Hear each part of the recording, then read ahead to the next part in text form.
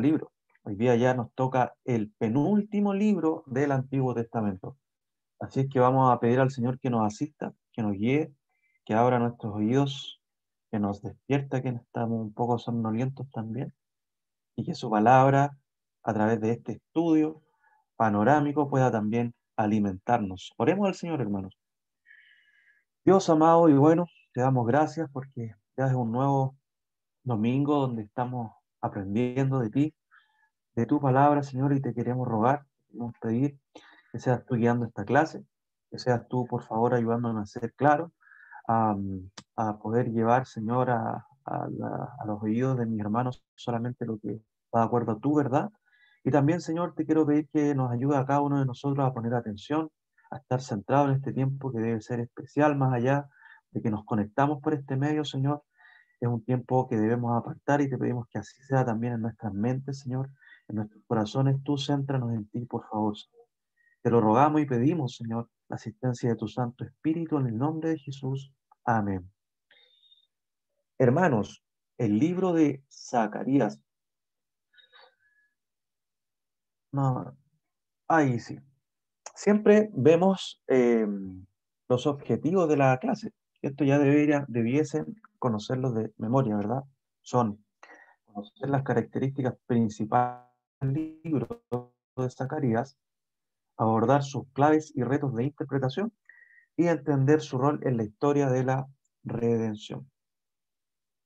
Tal vez algunos de ustedes ya leyeron Zacarías, la idea de leerlo, ¿verdad?, antes de la clase en la semana. Si no lo entendió, Martín Lutero dice un predicador que cuando lo terminó de leer, dijo lo mismo que usted. Tampoco lo entendió, dijo Martín Lutero. Le costó mucho entenderlo, que es un libro muy complicado. Es un libro, de hecho, que se conoce como el Apocalipsis del Antiguo Testamento. Y vamos a tratar, porque el Señor no dejó su palabra para dejarnos en ignorancia, por el contrario, vamos a tratar nosotros de conocer lo que más podamos de este libro y sacar de este libro también lo que sirva para nuestro crecimiento espiritual y como iglesia. El nombre viene de Zacarías, a quien se le atribuye su autoría, lo que significa Jehová recuerda. Jehová recuerda, eh, se puede entender así el nombre de Zacarías, lo que muchos comentaristas dicen que significa y tiene harto sentido con lo que estaba pasando en el contexto. Porque recuerden que ellos habían vuelto a edificar a la ciudad y estaba todo desolado, todo vacío, pero el Señor sigue siendo fiel a su pacto. Es un nombre bastante común en el Antiguo Testamento. Tal vez ustedes conocen a otros Zacarías. Hay cerca de 27 personas que se llaman así en el Antiguo Testamento. Y hay uno ahí, por ejemplo, el rey malvado de Segunda de Reyes 15, un rey terrible que se llamaba Zacarías. Eh, este libro es uno de los más extensos de los profetas menores. Recuerden que los profetas menores eran 12 libros que los unieron en un solo libro para que no se perdiera, que son los menores, llamados los menores. Y son 12 libros y uno de los más amplios en contenido es Zacarías junto a Oseas, que es el libro que le sigue. Y después de Isaías es uno de los libros que abunda en mucho contenido mesiánico. Eh, Está plagado este profeta menor de Cristo de distintas formas, ya sea de manera muy explícita, así como de manera muy implícita también usted va a ver que hay ahí trazos, ¿sí?, de Cristo. Y como decía, de difícil interpretación porque usa figuras apocalípticas, por ejemplo, una guerra final, jinetes que están cabalgando caballos, 4 caballos, hay 4 carros también que son llevados por 4 jinetes. Hay una mujer, así como en el Apocalipsis hay una mujer también, hay una figura ahí femenina que también eh, uno debe ver bien cómo la interpreta y a qué se quiere referir entonces el autor. Como decía, se atribuye a Zacarías. Zacarías era hijo de Berequías y Berequías era hijo de Ido. Esto nosotros lo vemos porque ahí en Nehemías 12, hay 4 y el versículo 16 se mencionan a estos familiares de Zacarías. Su abuelo, Ido, fue sacerdote. Por lo tanto, Zacarías era de una familia sacerdotal. Lo más probable es que haya nacido Zacarías en Babilonia, mientras que Ageo era más anciano y Ageo había vivido todo lo que fue el exilio, Babilonia, llegado a Babilonia y luego volvió a la tierra a reedificar, pero Zacarías lo más probable es que haya nacido en Babilonia, haya tenido toda esta cultura de Babilonia, pero, pero al ser de la familia sacerdotal, nunca, Jehová recuerda su nombre, nunca dejaron de recordarle, ¿verdad? También podríamos ver así su nombre, lo que es la promesa, el pacto del Señor. Em, Jesús habla de Zacarías. Si usted va a Mateo 23:35, podemos buscarlo. Mateo 23:35, dice la palabra del Señor de la siguiente forma. Dice, para que venga sobre vosotros toda la sangre justa que se ha derramado sobre la tierra, desde la sangre de Abel, el justo, hasta la sangre de Zacarías, hijo de Beliquías, a quien mataste entre el templo y el altar. Ahora, lo más probable es que no se esté refiriendo ahí el Señor Jesucristo a este Zacarías, sino que a Zacarías el sacerdote que Joás mata precisamente ahí en el altar en Segunda de Crónicas. De hecho, por la tradición y por el orden cronológico de la Biblia, los mártires de la Biblia empiezan en Abel y terminan precisamente en este Zacarías de Segunda de Crónicas. Y como dice hijo de Berequías, se cree que eso lo añadió un copista en versiones posteriores, porque Lucas no agrega Zacarías, hijo de Berequías, no que solo habla de Zacarías.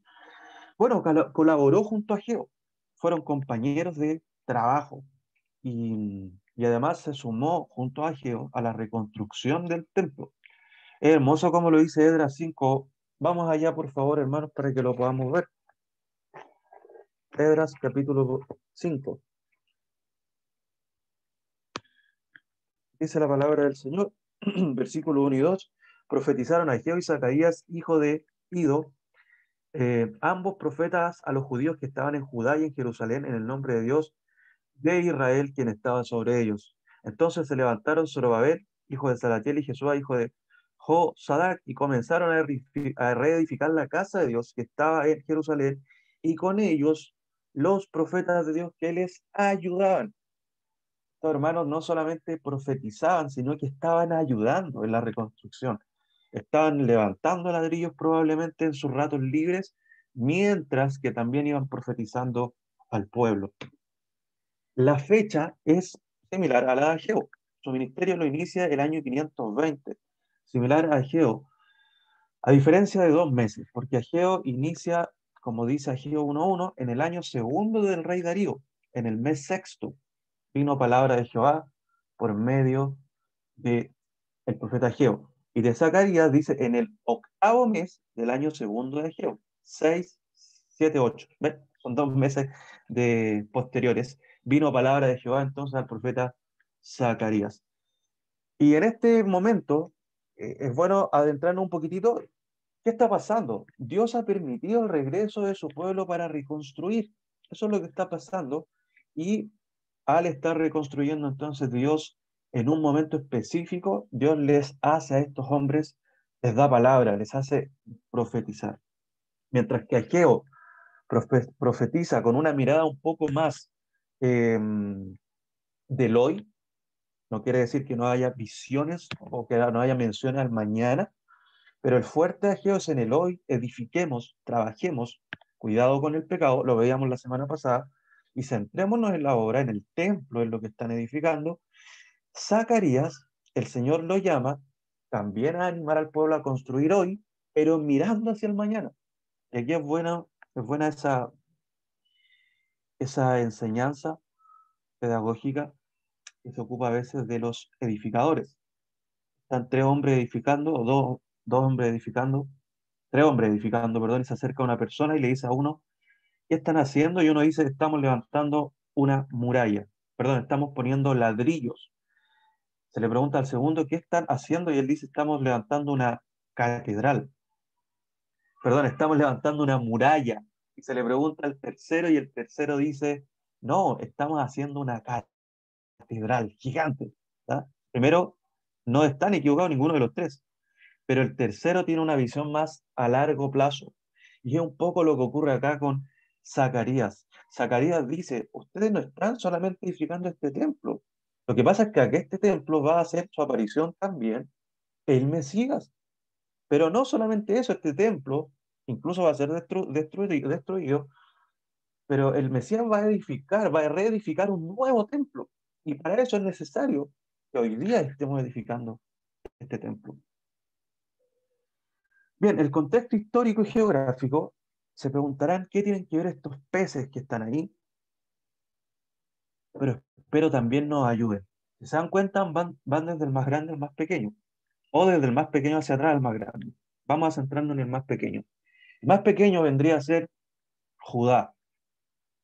Judá. Judá trató de ser comido por los asirios. Los asirios no pudieron, ¿cierto? Pero sí pudieron los babilonios, que sería este pez que está acá. Aún así, Babilonia no desterró, no comió del todo al pez de Judá, ¿verdad? Por algo ahora les llegó otro pez, este grandote que está acá, que son los medos persas, con el rey grande. Y este rey entonces viene la profecía de Daniel, con Balsasar, se recuerda, y en un día Ciro llega a Babilonia y desaparece Babilonia, y lo que hace entonces es él ahora tomar a todos estos cautivos, y Dios le da a este rey, dice él, tengo la orden, ¿cierto? Tengo por el espíritu, dice la escritura, de generar este edicto para que los judíos regresen a edificar.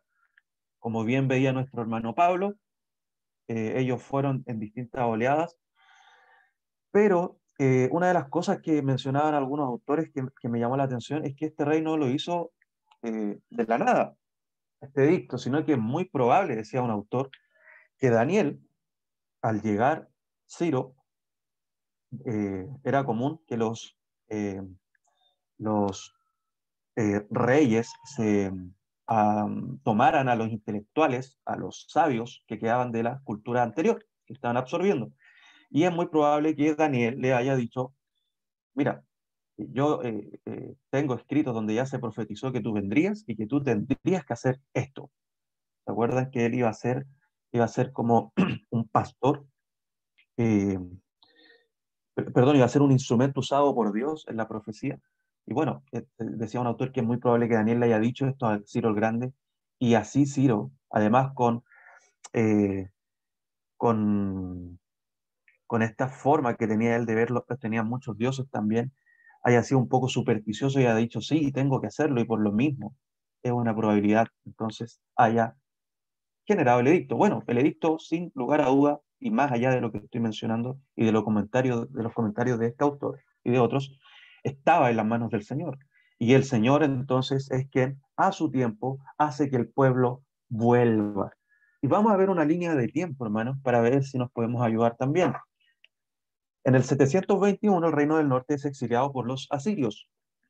En el 586 el reino del sur es exiliado por Babilonia. Babilonia es destruido por los medos persas, o exiliado o esclavizado por los medos persas, y ahí se genera el decreto del rey Ciro para reconstruir en el año 538. Y en el año 522 eh, se debe repetir por el rey Darío el edicto del rey Ciro. Entre medio ahí hubo otro rey persa que paró la construcción. Se paró por cerca de 16 meses. Y en el año 522 reinicia, 520, perdón, y 522 ya con fuerza reinicia, el 515 aproximadamente se finaliza la reconstrucción del templo, porque luego en el 445 aparece con mayor protagonismo Nehemías, quien reconstruye la muralla y las puertas de la ciudad. Y es entonces aquí, un poquito antes del 522, en el 520, donde inician nuestros profetas Ageo y Zacarías su ministerio. Bien, ¿qué hay ahí, hermanos? Ahí hay una foto de Chile luego del terremoto. ¿Se acuerdan del 2010, el terremoto? Esa es una foto al día siguiente, porque fue el terremoto en la noche. Al día siguiente se despertaron y esto fue lo que vieron, entre otras cosas. Un desastre total. Eso fue lo que pasó también con este pueblo. Este pueblo llegó, empezó a llegar allá a Judá y lo que veían era destrucción generalizada. Había pasado la noche, ahora tenían el día, es decir, el edicto para ir a reedificar, pero se encuentran con casas destrozadas, tomadas también, porque se quedaron muchos pobres en ese lugar. Am, los babilonios no quisieron dejar las tierras solas, dejaron a muchos hombres pobres, se llevaron a los intelectuales, a los sabios, a los sacerdotes, al linaje real, y dejaron a los pobres de Israel en ese lugar. Y también vemos que los campos estaban destrozados, no había siembra y cosecha de óptima. Pero lo peor no era eso, lo peor es que no había templo y tampoco ciudad. Recuerden que las ciudades eran amuralladas para que les sirviera de protección contra las amenazas externas. No había murallas, no había ciudad y no había templo. El templo era la presencia de Dios. Entonces, imagínense llegar ahí y decir, venimos a reedificar, pero no está la presencia de Dios con nosotros. De hecho, una de las cosas también importantes era volver a encontrar la línea sacerdotal para volver a generar los sacrificios, tener comunión con Dios, perdón de pecados. Entonces, el panorama era desolador, era complicado. Además, estaban los samaritanos junto a otros adversarios unidos que deseaban frenar la obra. Recuerden, los samaritanos era el pueblo del norte, se mezcló con los asirios prácticamente y con otras naciones que siempre estuvieron deambulando por esos sectores, tenían otras religiones, otra cosmovisión y ellos no querían que esto se llevara a cabo y frenan la obra. Y ahí es donde yo les comentaba que se decreta ley Víctor Artajerjes, lo podemos ver en Edras 4, donde se para la obra por cerca de 16 años. Digo siempre aproximar en todas estas fiestas, hermanos, porque a veces puede ser, ustedes van a leer de un comentarista un año más, un año menos, entonces es un aproximado. Bien, se paraliza además la obra. 16 años, hermanos, sin la obra avanzando. Pero el 520, como les decía, Ageo y Zacarías continúan la obra y es hermoso verlo también y quiero que me acompañen, hermanos. Yo dije, voy a leer esto con mi hermano, no lo voy a dejar pasar. Edras 5, 1 y 2. Profetizaron Ageo y Zacarías, hijo de Ido, lo leíamos hace un rato, ambos profetas a los judíos que estaban en Judá y en Jerusalén, en el nombre del Dios de Israel, quien estaba sobre ellos. Y, versículo 2, entonces se levantaron Zorobabel, que era el gobernador, Salatiel y Jesúa, que era el sacerdote. ¿Por qué me interesaba leer esto? Porque aquí todavía el edicto de que no debían construirse seguía vigente, hermanos, seguía vigente. Pero ellos desobedecen a este edicto y dicen, nosotros no vamos a esperar a que el rey nos autorice, nosotros debemos seguir adelante. Y los sacerdotes, Ageo y Zacarías, así comenzaron a profetizar, estimulando entonces al pueblo. Ya veían mi hermano Pablo la obra de Ageo y en este caso Zacarías mostrándole la gloria venidera. Si no lo hacen ahora, esa gloria venidera no la van a poder contemplar y no van a ser partícipes de lo que sí o sí va a ocurrir. La gloria venidera iba a venir, el reino de dinero iba a estar, pero ustedes deben ser partícipes. Ustedes deben hoy día estar en la brecha. Y ellos lo hicieron así, y para la gloria de Dios, el emperador Dario recibe las quejas de Tatnai, que era un gobernador que estaba en ese lugar, ahí en Judá y en los alrededores, gobernaba cierto sector, y entonces este hombre envía la queja para allá diciendo, estos hombres están desobedeciendo, están reconstruyendo, se van a hacer fuertes y se van a rebelar, pero Darío republica el edicto de Ciro.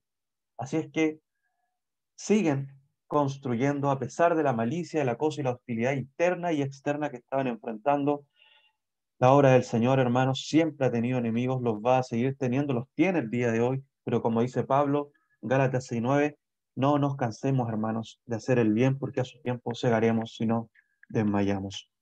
¿Cuál es el tema? Si podemos ya concluir, he visto varias cosas. El tema en conclusión es la motivación de Dios a su pueblo al mostrarles que su cuidado, su bendición y victoria son seguras y eternas, a pesar del trabajo, el sufrimiento y las dificultades del presente. ¿Se aplica a nuestra vida, hermanos? Por supuesto que sí. Hermanos, el Señor nos motiva mirando la nueva Jerusalén, mirando a nuestro Rey de Gloria que va a venir en las nubes, hermanos, y que nos va a llevar a una tierra nueva, a un cielo nuevo donde no hay más dolor, no hay más lágrimas, no hay enfermedades, no hay luchas contra el pecado. Hermanos, el Señor nos muestra eso en su palabra. Y eso nos anima a que a pesar de que hoy día sufrimos, a pesar de que hoy día lloramos, nos cansamos, peleamos, hermanos, con nuestra carne, ¿cierto? Con nuestro pecado, tenemos dificultad y estrechez, a pesar de eso podemos mirar la gloria venidera, que es incomparable a los sufrimientos del presente. Propósitos. Siempre mencionamos tres. El teológico, el propósito teológico, hablando directamente de Dios, es presentarse entonces, presenta a Dios como el soberano y victorioso Señor, que dará paz a su pueblo y juicio a sus enemigos. También tiene un propósito histórico el libro y es guardar en fidelidad a su pueblo, es decir, a Israel, a los judíos, a la línea davídica, guardarla en fidelidad en medio de los pueblos, en este caso de Babilonia, fue quitada del mapa, pero también de los medios persas, para que venir el rey prometido. Es como una limpieza geográfica y también de raza. De hecho, luego Nehemías va a hacer que quienes estaban casados con mujeres de los sectores de Judá, de los alrededores, impías, ¿no? El pueblo de Dios, se tengan que divorciar, porque había que cuidar la raza, había que cuidar el linaje hasta que llegó Cristo, el hijo de David. Ya eso no es necesario hoy día, no hay diferencia, ¿cierto?, entre judío y griego, dice también el apóstol. Pactual, el propósito es recordar que sus padres rompieron el pacto, pero ahora ellos pueden y deben obedecer y esperar a quien lavará el pecado. Vaya conmigo a Zacarías capítulo 13, versículo 1.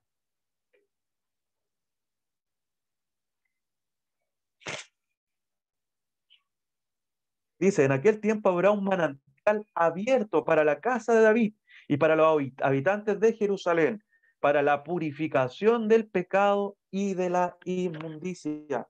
El Señor lavará el pecado y la inmundicia. Y también este rey les hará habitar sin maldición, dice la palabra del Señor. Y Jehová será rey sobre la tierra, en aquel día será uno y uno su nombre. Ya no existirá la maldición del pacto roto. El Señor va a ser quien gobernará. Y dice también la Escritura que Él se va a seguir manteniendo fiel. Versículo 11 del capítulo 9 dice, y tú también, por la sangre de tu pacto, serás salva. Yo he sacado tus presos de las cisternas en que no hay agua. Este es el pacto del Señor, al cual el Señor dice, en ese pacto yo voy a ser fiel. A veces vemos la teología pactual, la aprendimos con pastorales y Alex, y quiero ahí que a veces que tengamos cuidado con algo que sucede muchas veces, y es que lo vemos en términos generales. Dios hizo un pacto con un pueblo, y eso está bien, pero la idea también, hermano, es que apliquemos ese pacto a nosotros. Dios hizo un pacto conmigo, que soy parte de su pueblo. Y es lo que está sucediendo acá. El Señor va a ser fiel a ese pacto y eso trae ánimo no solo al colectivo de judíos reconstruyendo, sino que a cada uno de ellos reconstruyendo. Vamos a ver esta tabla, este recuadro que nos ayuda a ordenar el libro. Vamos a separar el libro en dos grandes columnas. Una es el ánimo para el presente, donde encontramos las siguientes divisiones. En el capítulo 1 hasta el versículo 6 hay una exhortación al arrepentimiento. Exhortación al arrepentimiento. Eh, Luego hay 8 visiones que tiene el profeta nocturnas. 8 visiones que vienen en la noche, así como sueños. Desde el versículo 7 del capítulo 1 hasta el capítulo 6, versículo 8. Luego tenemos una profecía del renuevo venidero. Y luego tenemos una conclusión de las visiones, una conclusión de las visiones. O sea, se ven, están las visiones y luego viene una conclusión a esto. En la segunda columna tenemos la futura obra de Dios. De ahí tenemos dos subdivisiones o divisiones. Tenemos la profecía sobre el reino de Dios, parte 1, y la profecía sobre el reino de Dios, parte 2.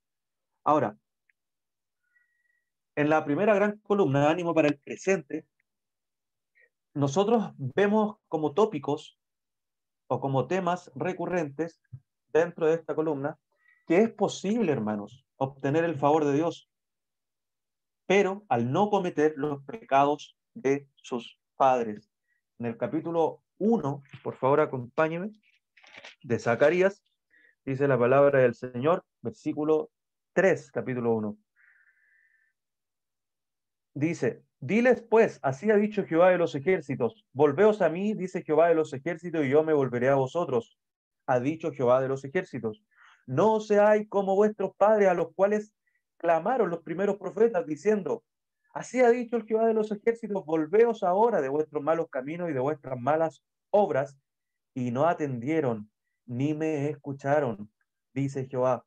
Vuestros padres, ¿dónde están? Y los profetas han de vivir para siempre, pero mis palabras y mis ordenanzas que mandé a mis siervos los profetas no alcanzaron a vuestros padres, por eso volvieron ellos y dijeron, como Jehová de los ejércitos pensó tratarnos conforme a nuestros caminos y conforme a nuestras obras, así lo hizo con nosotros. No sean como sus padres. Es posible obtener mi favor. Yo quiero que se vuelvan a mí. Yo me voy a volver a ustedes. Pero no sean como sus padres. Obedezcan y escuchen mis palabras. Los profetas no van a existir para siempre. Aprovechen este tiempo que hay palabra de Dios, es lo que está diciendo el Señor. También vemos el cuidado de Dios. El Señor asegura además fidelidad, que va a ser siempre fiel. Él además les asegura limpieza. Veíamos hace un rato, lo que está incluso en la segunda columna, pero acá hay otra mención a la limpieza que está visualizada en el profeta Josué, perdón, en el sacerdote Josué, cuando, cuando se le cambian sus ropas, ¿se acuerdan? Ropas sucias a ropas de gala. Eh, Otra cosa que vemos acá es el poder de Dios para guardar a su pueblo y también el juicio de Dios vengando a su pueblo. Y se nos presenta a el rey sacerdote que salvará en definitiva al pueblo de Dios. Va a venir un rey sacerdote a salvar al pueblo de Dios. Y este rey sacerdote demanda humildad también y obediencia. Demanda humildad y obediencia. Bien, la futura obra de Dios, que vendría a ser nuestra segunda columna, nosotros vemos en definitiva y en resumen dos grandes temas. Lo podemos centrar así. Vemos al Mesías que viene en una primera venida humildemente, de hecho viene montado en un asno, viene como un pastor también que es rechazado, es traspasado, herido, y luego viene, pero viene como un rey y viene a impartir juicio y a salvar a su pueblo. Vemos juicio contra las naciones, vemos purificación de la tierra y vemos la venganza del Mesías y por último la celebración de la fiesta de los tabernáculos. La fiesta de los tabernáculos era una fiesta del pueblo judío que se celebraba por lo general en la cosecha de otoño. Ahora bien, esta fiesta, al ser una profecía y tener un estilo apocalíptico, no es que vayamos a tener esa fiesta cuando venga Cristo, literalmente hablando, sino que la fiesta, de acuerdo a algunos comentarios, tiene que ver con que va a ser la cosecha de los gentiles que van a también ser parte del pueblo de Dios. Y eso comenzó cuando nuestro Señor Jesucristo vino, hizo su obra, pero eso se va a tangibilizar, va a ser visible, palpable en la segunda venida de nuestro Señor, donde vamos a celebrar eternamente, judíos y gentiles. Todo esto ocurre en Jerusalén y desde el año 520. Bien, hermanos, vamos a entrar a un terreno que es complejo. Pido atención y también espero ser claro. Quiero que podamos ver las visiones de Zacarías. Zacarías tiene eh, estas visiones que se van. Alguien rayó la pantalla, no sé qué fue, pero para que no la vaya a rayar al centro, porque la rayaron abajo. Eso es bueno. Entonces, tiene estas visiones que están emparejadas unas otras. Voy a ir mencionándoles cómo. Por ejemplo, la primera visión está emparejada con la octava visión. Son 8 visiones en total que tiene el profeta. En la primera visión, nosotros quiero que podamos ir al capítulo 1, estamos ahí, recién lo leíamos, versículo 8 al versículo 17. Dice, vi de noche y he aquí un varón que cabalgaba sobre un caballo alazán, el cual estaba entre los mistos que había en la hondura, y detrás de él había caballos alazanes negros y blancos. No voy a leer todo el texto,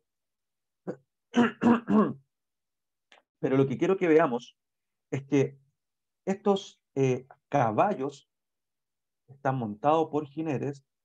Se nos viene inmediatamente a la cabeza Apocalipsis, ¿no? Ahí hay alguna imagen apocalíptica, lo decía hace un rato. Ahora, ¿qué están representando estos caballos? Estos caballos en el versículo 11 se nos dice que están recorriendo la tierra y hacen un reporte. Dicen que la tierra está reposada y quieta. Eso quiere decir que la tierra primero está siendo observada por el Señor. Estos son jinetes que el Señor ha enviado, repito y enfatizo, hermanos, son visiones.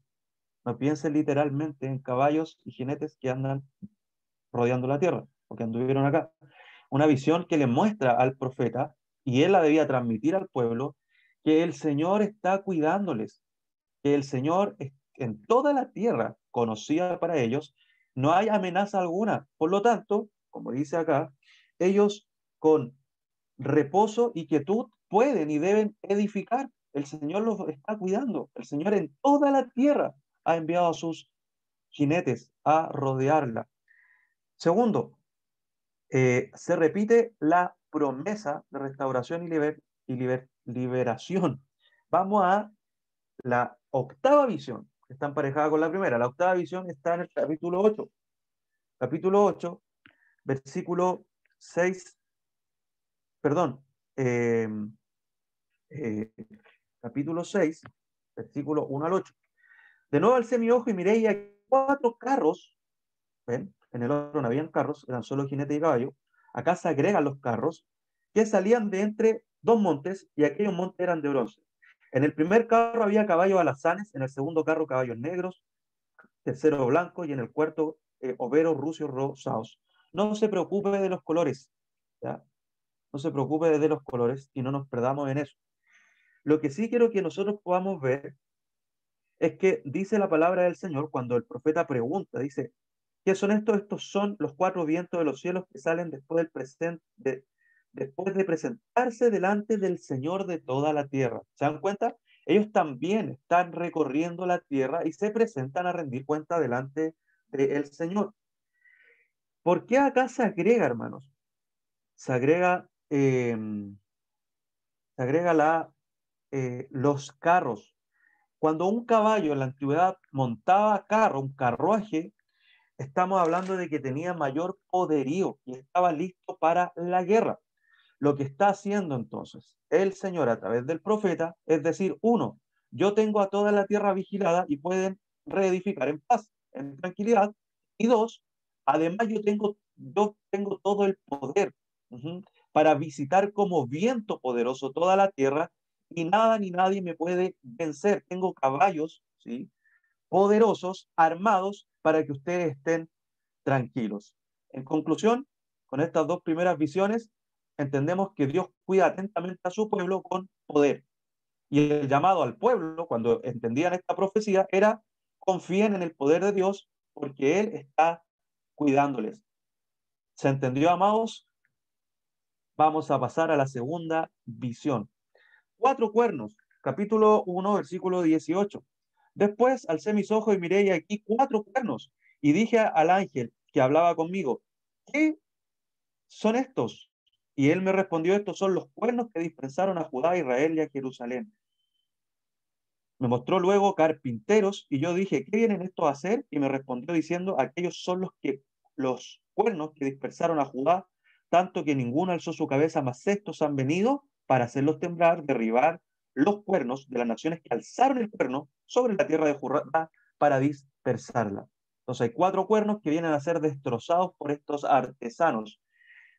Y luego, capítulo 5, esta visión está emparejada con el capítulo 5, versículo 5.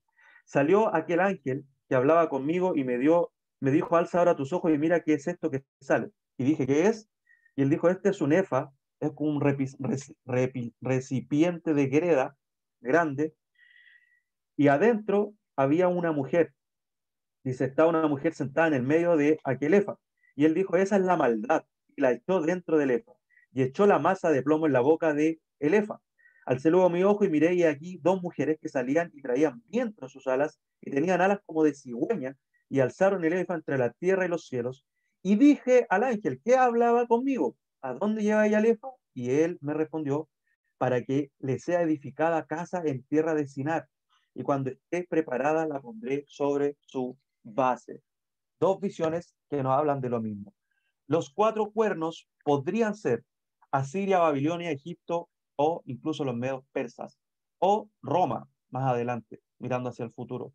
En realidad, toda nación que en los 4 puntos de la tierra haya atacado al pueblo de Dios, ¿qué va a pasar con ellos? Van a ser destruidos por el Señor, van a ser totalmente desbaratados por el Señor. Y esta mujer que está allí en ese efa es la maldad, dice el texto. Esta mujer podría ser Babilonia, la gran ramera, también identificada como una mujer. ¿Y qué pasa con ella? El Señor envía a 2 mujeres más con grandes alas, dice como cigüeña, aves que vuelan, tienen capacidad de volar grandes distancias y con bastante estabilidad para ser llevada a Sinar. ¿Qué era Sinar? Sinar es otra forma de decir Babilonia, en realidad era una tierra que viene a significar un lugar de destrucción, un lugar similar al infierno, por decirlo así, porque esa mujer, la maldad, no puede habitar más con el pueblo de Dios. ¿Qué está haciendo acá el Señor entonces? En resumen, el Señor está diciendo que las naciones que han hecho sufrir al pueblo de Dios serán destruidas allí, hoy día y mañana, hermanos. ¿Y cuál es el llamado al pueblo? Esperar el seguro juicio de Dios contra sus enemigos. La iglesia será vengada, hermanos. Y en este caso, la iglesia, que era los judíos que estaban edificando, podían seguir edificando tranquilos porque los enemigos opositores van a ser destruidos. Visión 3. Jerusalén es medida. Capítulo 2, 1. Dice, alcé pues después mi ojo y miré aquí un varón que tenía en su mano un cordel de medir. Voy a leer solamente hasta ahí. Y la visión número 6, que está en el capítulo 5, versículo 1. De nuevo alcé mis ojos y miré y vi un rollo que volaba y me dijo, ¿qué ves? Y respondí, veo un rollo que vuela de 20 codos, veo un rollo que vuela de 20 codos de largo y 10 codos de ancho. Entonces me dijo, esta es la maldición que sale sobre la faz de toda la tierra, porque todo aquel que hurta, como está en un lado del rollo, si está escrito en un lado del rollo, será destruido. Y todo aquel que jura falsamente, como está escrito al lado del rollo, será destruido. Yo la he hecho salir, es decir, al rollo, pero aquí habla como mujer. ¿Será la palabra de Dios? Yo la he hecho salir, dice Jehová de los ejércitos, y vendrá a la casa del ladrón y a la casa del que jura falsamente en mi nombre, y permanecerá en medio de su casa y la consumirá con sus maderas y sus piedras.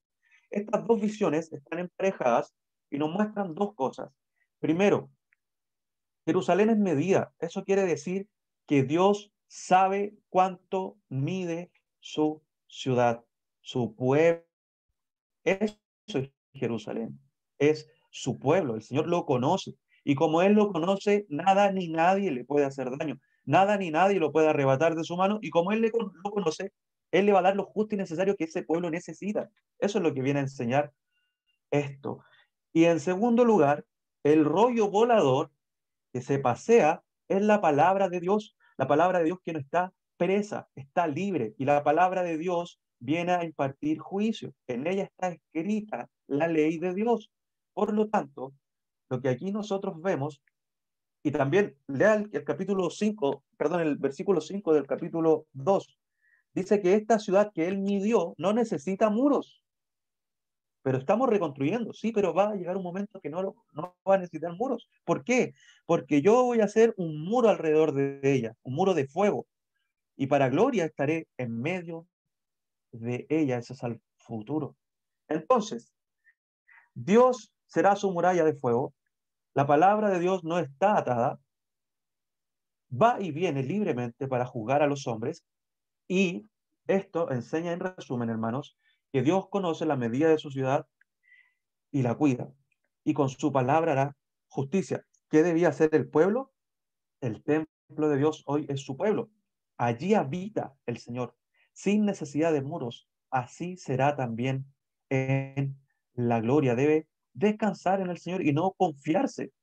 ¿Se acuerdan que ellos llegaron y no había muros? Por supuesto, tenían que edificar después con Nehemías y tenían que principar y primero edificar el templo. Pero tranquilos, yo estoy con ustedes. Yo no necesito un lugar físico. Yo estoy con mi pueblo. Yo voy a hacer sus muros. Bien, por último, visión 4 y visión 5. En la visión 4, que está en el capítulo 3, versículo 1, me mostró al sumo sacerdote Josué, el cual estaba delante del ángel de Jehová, y Satanás estaba a su mano derecha para acusarle. ¿Qué tenía Josué? Josué estaba vestido de vestiduras viles y estaba delante del ángel. Esta visión va junto a la visión que está en el capítulo 4, que es la visión número 5. Voy a leer versículo 2. Y me dijo, ¿qué ves? Y respondió, he mirado y aquí un candelero todo de oro, con un depósito encima y sus 7 lámparas encima del candelabro y 7 tubos para las lámparas que están encima de él. Y junto al candelabro hay 2 olivos, uno a la derecha y otro a la izquierda. Y estos olivos, hermanos, lo que hacen es dar aceite constante al candelero o al candelabro de oro para que se mantenga constantemente iluminado. Bien, ¿qué dicen estas dos visiones?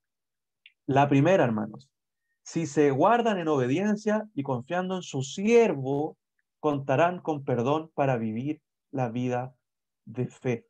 Eso están diciendo estas dos visiones en resumen. El capítulo 3, versículo 7 dice así, así ha dicho Jehová de los ejércitos, si anduvieres por mi camino y guardares mi ordenanza, también tú gobernarás mi casa, también guardarás mis atrios, y entre estos que aquí están te daré lugar. Escucha, sumo sacerdote, tú y tus amigos que se sientan delante de ti, porque son varones simbólicos. He aquí, yo traigo a mi siervo renuevo. Todos los sacerdotes eran simbólicos. Apuntaban a otra cosa, que era el siervo del Señor, el renuevo, el que iba entonces a hacer nueva todas las cosas y a reinar y a desarrollar una labor sacerdotal por una vez y para siempre, como vemos en el libro de Hebreos. Ellos debían entonces obedecer, mantenerse fieles a esta promesa. Y esto con la visión de los 2 olivos y entre medio el candelero o candelabro de oro que está constantemente recibiendo aceite, es también lo mismo. Es decir, ellos están dependiendo quiénes son ellos. Un olivo y otro olivo puede ser eh, Josué, el sacerdote, y Zorobabel, el gobernador, ellos dependen de quién, del Señor, para que constantemente puedan emanar, puedan transmitir el aceite al candelabro y esté encendido constantemente. Es decir, ellos son hombres comunes y corrientes que dependen también de este renuevo o del Señor, de Dios, y así deben mantenerse. Dios quita nuestras manchas, nos enseñan estas visiones, nos limpia de todo pecado y provee su espíritu a quien depende de él. Reedifiquen, el Señor le ha perdonado y además va a proveer las fuerzas, va a proveer el ánimo, va a proveer su espíritu. ¿Se dan cuenta? ¿Qué debía hacer el pueblo? El pueblo tendrá un sacerdote justo además, a futuro, y un gobernador lleno de sabiduría. Por lo mismo se irá modificando para que este renuevo venga. Esas son las visiones, hermanos. Traté de ser lo más sencillo posible, me extendí un poco, espero haya servido y puedan ver, hermanos, en estas visiones que más allá de los colores de los caballos, más allá del oro de del candelabro, más allá de las alas de estas mujeres que llevaban a la maldad personificada en esta mujer, más allá de eso nos está enseñando grandes verdades que hoy día aplican también a nosotros. Y espero que las puedan tomar, hermanos, también y ser enriquecidos para seguir espiritualmente hablando, edificando o avanzando el reino del Señor en la tierra. En el capítulo 6, versículo del 9 al 15, se nos habla de este renuevo de manera más específica. Y aquí ocurre algo maravilloso, porque aquí se nos menciona que el sacerdote Josías o Josué va a ser coronado por Zacarías con una corona mezclada de oro y de plata. Los sacerdotes no gobernaban, el linaje real gobernaba. Pero acá se nos está anticipando lo que va a suceder con Cristo. Cristo es un profeta porque habló palabra de Dios, es la palabra de Dios, es el profeta de Dios. Después de él es la revelación de Dios. No hay más revelación fuera del Señor, quiero decir. Él es sacerdote según el orden de Melquisedec e hizo un sacrificio una vez y para siempre y no tuvo que ofrecer sacrificio por sí mismo, de acuerdo al libro de Hebreos. Y él es el rey prometido y reina con total autoridad. Es un, una persona que tiene los tres oficios que ya cesaron para todo otro tipo de hombre. Y aquí se nos está adelantando esto. Anticipa entonces al renuevo. Esta piedra que en un día quitará la iniquidad de su pueblo. Él va a hacer lo que acá se está tipificando a través del sacerdote Josías, quien recibió una corona de gobernador mezclada de oro y de plata, es decir, dos oficios mezclados en uno. Nuestro Señor Jesucristo tiene estos tres oficios en este caso, pero cuenta con estos dos. Es importante esto, hermanos, porque después de que nuestro Señor Jesucristo vino, y por eso es una blasfemia prácticamente, es una blasfemia querer volver a edificar un templo para volver a presentar sacrificios. Primero, porque el Señor fue sacrificado, Él fue la ofrenda perfecta y no hay más. Y segundo, porque no hay más línea sacerdotal, no es necesario, porque ese sacerdocio se completó y está en Cristo, Él es el sacerdote, ya no hay más. Nadie puede ir a un templo y decir voy a presentar un sacrificio delante de Dios, ya nadie va a ser aceptado. Para eso está Cristo, Él, en quien el Señor tiene complacencia. Su persona tendrá ambos oficios, lo acabo de mencionar, pero agregué también que Cristo tiene el de profeta. Se habla de que es el renuevo, y ahí hay un renuevo, es una plantita verde que crece entre medio de los escombros cuando nadie cree que va a aparecer. Así vino el Señor Jesucristo. Habían 400 años de silencio y vino el renuevo. Vino el Señor Jesucristo, hermanos. Y Él edificará ese templo que Dios le prometió a David. ¿Se acuerdan? Tu hijo me edificará templo y su reino durará para siempre. Ese es el Señor que acá se está presentando en el capítulo 6, lo puede leer usted, hermano, en su casa. Otra cosa que nos menciona el libro de Zacarías, también Ageo, es que él atraerá a los suyos para que reedifiquen junto a él. Este sí lo voy a leer. Dice la palabra del Señor. Y los que están lejos vendrán. Estoy leyendo el versículo 15 del capítulo 6 de Zacarías. Y los que están lejos vendrán y ayudarán a edificar el templo de Jehová. Y conoceréis que Jehová de los ejércitos me ha enviado a vosotros. Y esto sucederá si oyereis obediente la voz de nuestro Dios. Hermanos, eso está pasando hoy día, hermanos. Tú y yo somos de los que estamos lejos de los gentiles. Y Él nos atrajo con su gracia irresistible. Y lo que tú haces al ser parte de una iglesia y al someterte a una iglesia local, a vivir la fe, tú estás siendo una piedra viva. Estás edificando una casa espiritual. ¿Para qué? Para servir, adorar al Señor. Eso es lo que estamos haciendo y se cumple. Por eso está Primera de Pedro allí con el cumplimiento de esta palabra. Y por último, para que todo esto ocurra, perdón, para ser parte de esto que va a ocurrir, pero para que tú y yo seamos parte debemos ser fieles y obedecer a nuestro Señor, vivir en dependencia de nuestro Señor. Pasamos a algunas claves de interpretación, hermanos, para que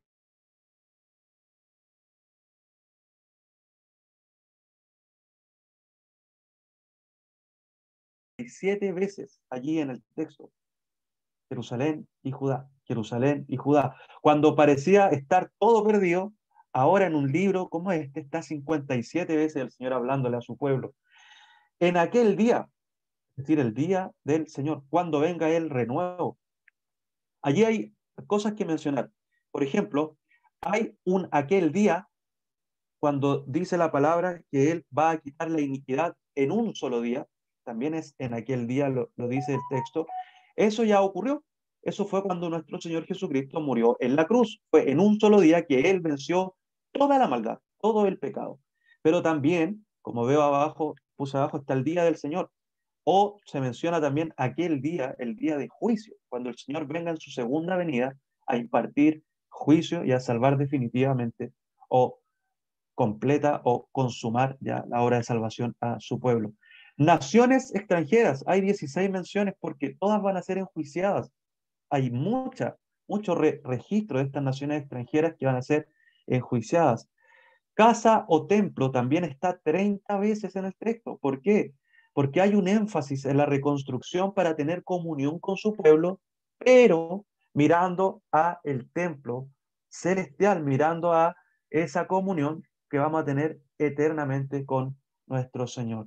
Lo otro que es repetitivo, no escucharon o taparon sus oídos, escucharon a los profetas y taparon sus oídos, no escucharon el mensaje que los profetas traían. Los padres de esta generación no sean así. Vino a 3 puntos, es decir, a Zacarías, palabra de Jehová. O así dice el Señor. También es bastante repetitivo, enfatizando que lo que se está hablando acá no es que el profeta haya comido algo y durmió mal y tuvo estas visiones, sino que es palabra del Señor. Y aunque no se entienda, debían poner atención. El Señor de los ejércitos está bastante presente también. ¿Por qué? Porque ellos necesitaban ese ánimo de que Dios, el Todopoderoso, estaba con ellos allí en la edificación. Los versículos 1:33 lo leí, 1:3, perdón hermano, ese 3 además es 1:3. Así ha dicho Jehová de los ejércitos, vuélvanse a mí y yo me volveré a vosotros. Es uno de los versículos claves. Del 4, capítulo, versículo 6. Respondió el Señor y dijo, no con ejército ni con fuerza, sino con mi espíritu, ha dicho Jehová de los ejércitos. El 5 del capítulo 8 dice, y las calles de la ciudad estarán llenas de muchachos y muchachas que jugarán en ella, hablando de la ciudad celestial, donde va a haber paz, es decir, los muchachos, los chicos y las chicas van a poder jugar en las calles. Y otros versículos que están allí, hermanos, que por favor les invito a que puedan considerar, son versículos claves. Y también invitarle a leerlo con Edras y Ageo. Lean este libro, Zacarías va junto con Edras y Ageo, y recordar siempre, siempre que su contenido es de tipo apocalíptico. La profecía de Zacarías es conocida por el rico uso de visiones, ilustraciones y símbolos. De esta manera es mucho como el libro de Apocalipsis o Daniel, las cuales también tienen visiones significativas. Ageo establece la mente de Dios hacia el pueblo en términos más simples y términos más francos. Zacarías sube a un tono más alto, abundando con tipificaciones y visiones, y es, por lo tanto, dignamente contado entre los escritores más profundos y abstrusos de las Sagradas Escrituras. Pasamos de unas profecías oscuras hacia aquellas que son más oscuras, dice John Trapp, un puritano de 1600. Como reto de interpretación, vaya al capítulo 13, versículo 4 y 6, dice: y sucederá en aquel tiempo que todos los profetas se avergonzarán de su visión, cuando profeticen, ni nunca más vestirán el manto velloso para mentir.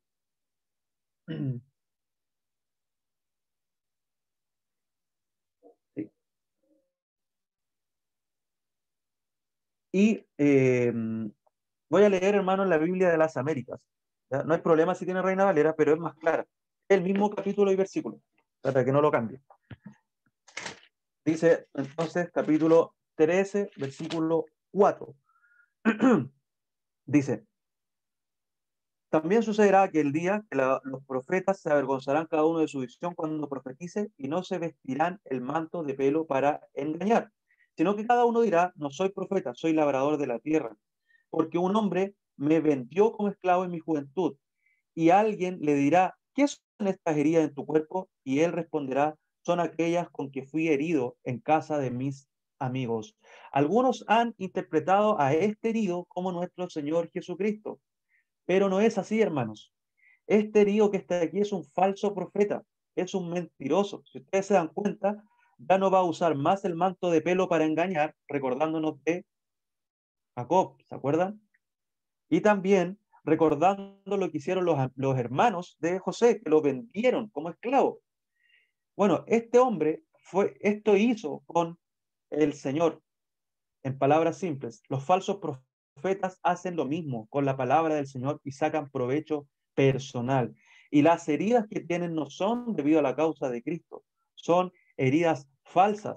Por lo tanto, cuidado, hermanos, como es un libro complicado, podemos estar a veces interpretando erróneamente algunas visiones. Aquí se está hablando de un falso profeta. Sus heridas eran comunes en cultos idolátricos, incluso también puede ser se aplicaban heridas para idolatrar a dioses falsos, los falsos profetas, los falsos maestros. Y además miente para no ser desechado. Ahora, sí, Cristo está bajito. Miren conmigo el versículo 7. Despierta espada contra mi pastor y contra el hombre compañero mío, declara el Señor de los ejércitos. Hiere al pastor y las ovejas se dispersarán, y volveré mi mano contra los pequeños, y sucederá en toda la tierra, declara el Señor. ¿Qué está pasando acá?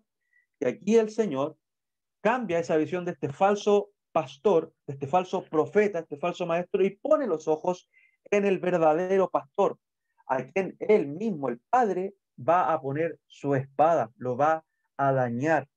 Y él lo dañó, ¿cierto? Para que de esa manera el primogénito del Padre, el unigénito, dice Juan, muriera por sus escogidos, y además sus ovejas se dispersaron. Y fue lo que ocurrió con los discípulos allí en su sacrificio. Todas las profecías se cumplen con la venida de Cristo, con la venida de Cristo, o se cumplieron con la primera venida de Cristo. No, hermanos, solo algunas se cumplieron con la segunda venida de Cristo. Por ejemplo, perdón, solo algunas se cumplieron con la primera venida de Cristo. Con la primera venida de Cristo se cumplieron solo algunas. Por ejemplo, él ingresó en un asno, en Mateo 21:4 lo vemos, y acá en el versículo 9 del capítulo 9 dice la palabra del Señor: regocíjate sobremanera, hija de Sión, da voces de júbilo, he aquí tu rey viene a ti, justo y dotado de salvación, humilde, montado en un asno. Eso se cumplió ahí en Mateo 21. También se cumplió el espíritu de gracia y de súplica. Dice la palabra que él iba a dar espíritu de gracia y de súplica.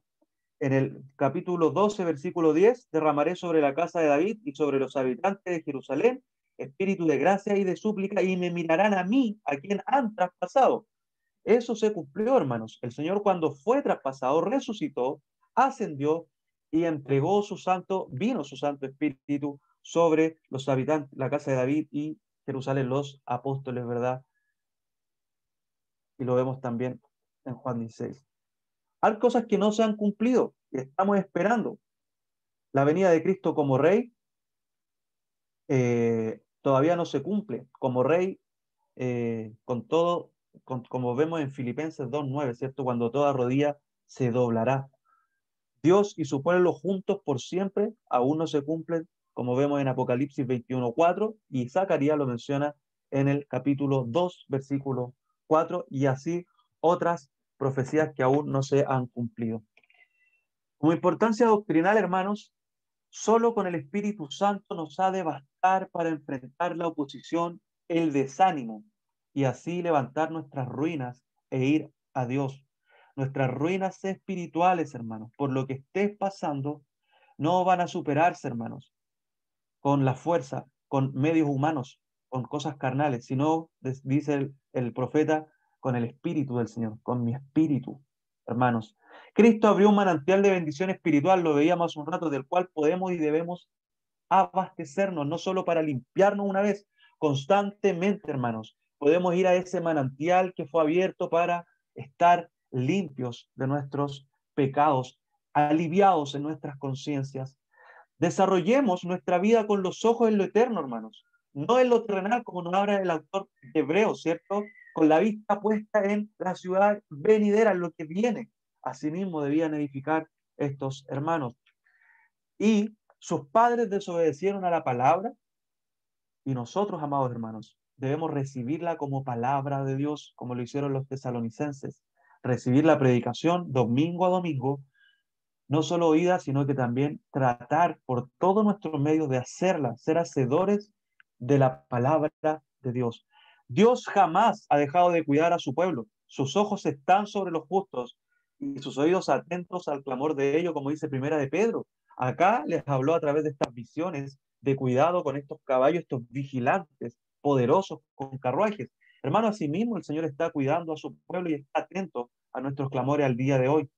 Y por último, estamos edificando el templo nosotros también con el Evangelio, algo que mencionaba hace un rato.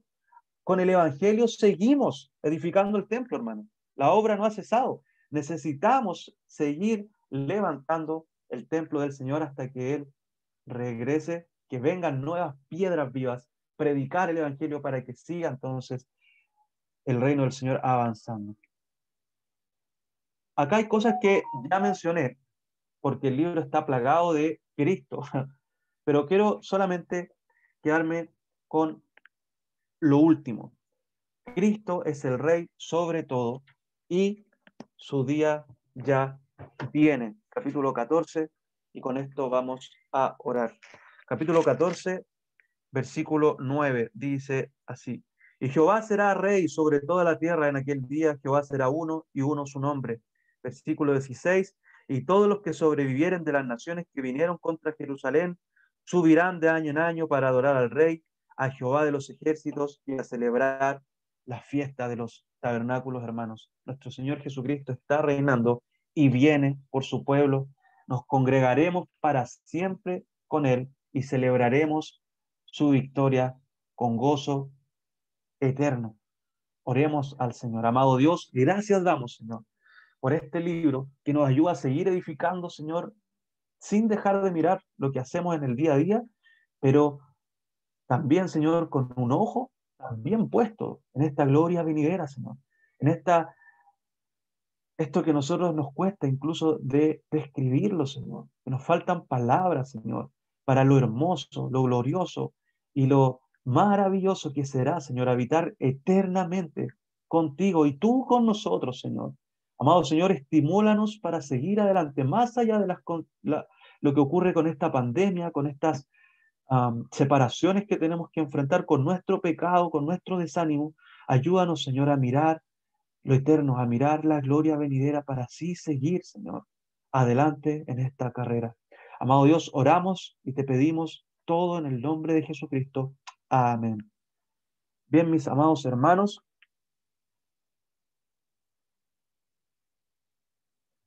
hemos terminado.